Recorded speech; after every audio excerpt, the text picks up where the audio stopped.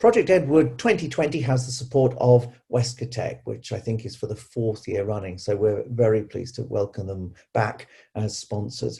Chris Spinks is the Managing Director of Westcotec. So I'd just be interested to find out, Chris, what does Project Edward mean for you and why do you support it over and above so many other initiatives, worthy initiatives that you could be supporting? Westcotec as a company, we design, manufacture and install intelligent road safety systems. So vehicle activated signs, collision avoidance systems, basically a whole range of products that is designed to give drivers an enhanced level of information to assist their decision-making process and ultimately avoid being involved in a collision. As Project Edward is all about people being safe on the road and using the roads wisely, then it's an absolute no-brainer for me that Westcotec sits alongside Project Edward and we're in a position to be able to support it financially as a really innovative road safety campaign. Let's go back to your previous life before Westcotec, of course, which was in the police. Let's talk about the police's role in road safety and the importance of enforcement. I mean, it's not the nicest term. Everyone, no one likes getting a ticket kind of thing, but how important is enforcement in the whole mix of road safety and preventing collisions and preventing deaths and injuries? Well, I was a roads police and chief inspector when I retired. I served for 30 years in Norfolk and Suffolk Police. And the basic role of a constable within the UK police is to preserve life and property. So it's part of their duty to save lives and to stop people from coming to harm. And nowhere is that more prevalent than on the roads, and nowhere do more innocent people get injured and killed than in a situation on the road. So enforcement is the top level of the work that the police do to enable people to hopefully get home safe. So education, which is where Project Edward fits in, and also the police can use Edward as a shop window as to what they do in terms of trying to protect people's lives on the road. It's not just about tickets. It's not just about, drink drive, people getting banned from driving. It is actually trying to stop people ending up in that situation in the first place and avoiding getting prosecuted or ultimately killed on the road. Let's look at your signs then. What do they do?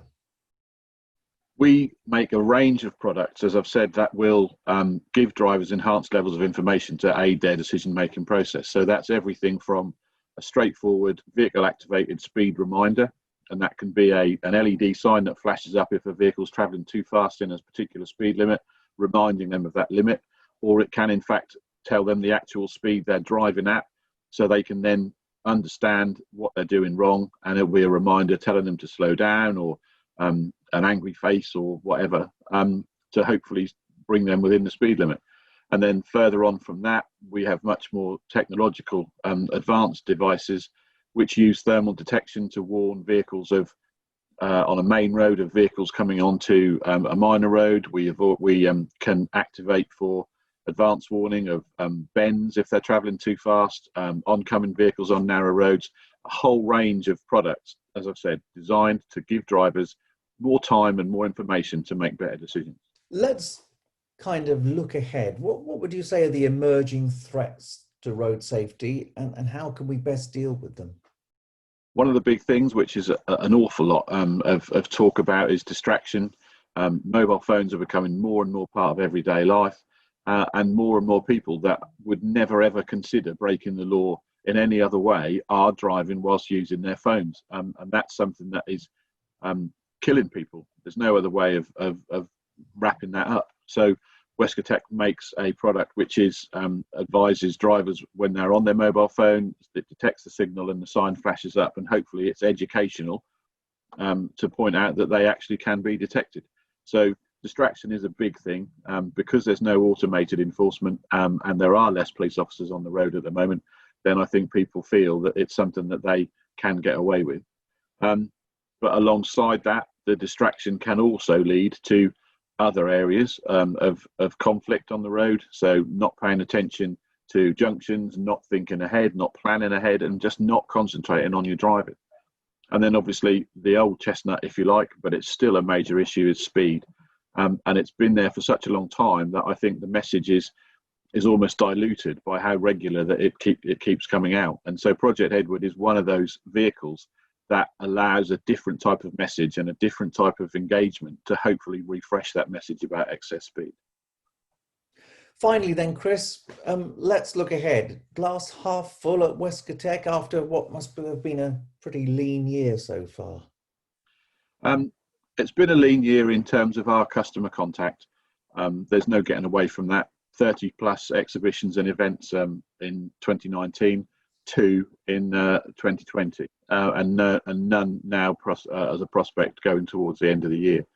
So from that point of view, I just want to see the back of 2020 getting to 2021, because Westcotec works well by engaging with our customers, showing them the products, letting them see what the products are like, the quality of the products. We're very, very proud of them.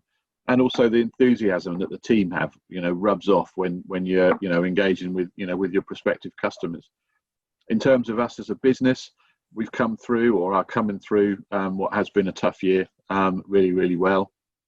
We're an employee-owned company, so the team have a real stake in getting us through this. They've been incredibly flexible, incredibly patient as we've, had to put in restrictions and furlough and all those type of things. But I'm really pleased to say that we are working really hard at the moment.